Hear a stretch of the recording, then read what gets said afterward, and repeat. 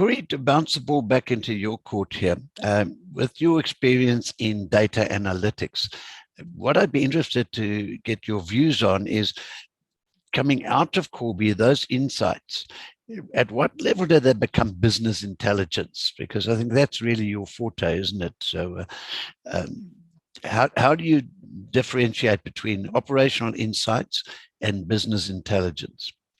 I think the term is quantifiable will come into it. And to pick up on something Henriette has said, is that visibility, and it's a hobby horse of mine that I drive through quite hard, is that granular view on which agents are struggling with what and to what extent. And that at what extent is where the difference between insights and intelligence comes into. Is, in the past, if you pick up an agent behavior, and let's give an example, the agent used an incorrect greeting on the sample that you've pulled for your QA assessment, it is too easy to explain away that it was a once-off, I had an off day, I forgot the script that day, but I do it correctly now. Where with Callbi and the ability to listen to every call, and obviously getting that quantifiable evidence, is you can then say to the agent, now hold on a second, you're doing this on 50% of your calls. It's not a once-off. So you can see exactly the extent of the behavior and how rife it is. And that is the difference between intelligence and guessing. Guessing, you are making an assumption. Intelligence, you have the facts at hand that you can then drive through that behavior. But the second part, you can use that quantifiable evidence again, is to fundamentally change things like your KPI system, because now you can start measuring behaviors on the calls, and you can remunerate based on thresholds which you couldn't in the past. How do you, threshold, using the correct, let's say, passing the QA score consistently for certain measures across all of your calls when you couldn't listen to all of the calls, and by nature, sampling is biased. So that, to me, is that big difference, is the ability to track and trend and measure correctly over time behaviors that you're tracking, measures that you're tracking, so that you can have that ready evidence based on how frequently it occurred or how frequently doesn't it occur. Excellent.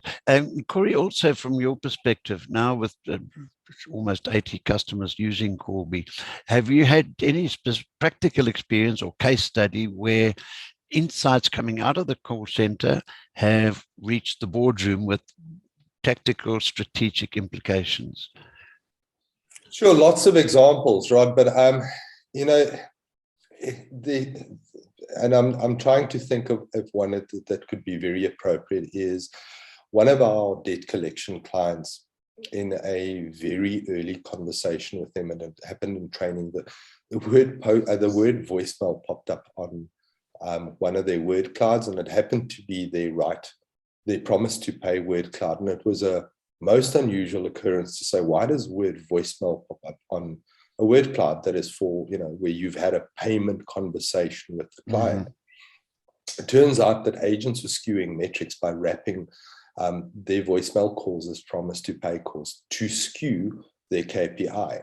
That now became a boardroom discussion because it has two impacts on the business. The first one is obviously the KPI system is being gamed, but more importantly, it has a fundamental impact on the business. In collections, I got this concept of a prescription period, which means from time of acknowledgement of debt, they've got 3 years to collect that debt. But they now have a number of clients that didn't acknowledge the debt because they were incorrectly dispositioned. So little things have a massive impact if they get surfaced. They wouldn't have picked that up in the past. You don't do QA and voicemail calls. If you happen to pick up a voicemail call, it could be explained away as being, oops, it was a finger problem. I accidentally selected the incorrect disposition code for this call. But in this example, they could track the extent to which the agents were doing it. But more importantly, they could go back for the period they've been running Callbi to go and redress those calls that were incorrectly dispositioned. Okay, excellent. So that's the first one. And the other one around the board agenda is, fundamentally, contact centers have to evolve based on insights. Little things like how frequently does competitor mention get mentioned on an offer if we're an outbound sales organization? What's the context of the competitor mention? QA tends to be checkbox driven.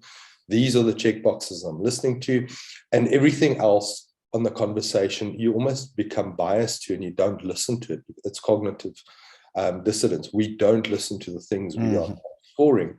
And a whole lot of that conversation then gets ignored because I'm seeing, did you use the correct greeting? Did you mention the compliance statement? The fact that he might have said that, the car is washed away in the river is not irrelevant because this is what the things that I'm listening for. So as the human, we've got that biases. We listen for what we are checking for, not for what other things might be important. And that's where technology comes into it. Callbi can listen to 1,000 checkpoints or 10,000 checkpoints in conversation, and it'll do it, automatically. It'll do it consistently. It'll do it continuously without ever complaining. This is really getting into the voice of the customer, understanding the voice of the customer, and feeding that back into strategic and tactical decision making. Henriette, your experience in that space? Yes. So I actually just wanted to tie in with something just Corey said now, and it's key, and I want to stress this, is understand that Callbi or speech is not going to change your business on its own.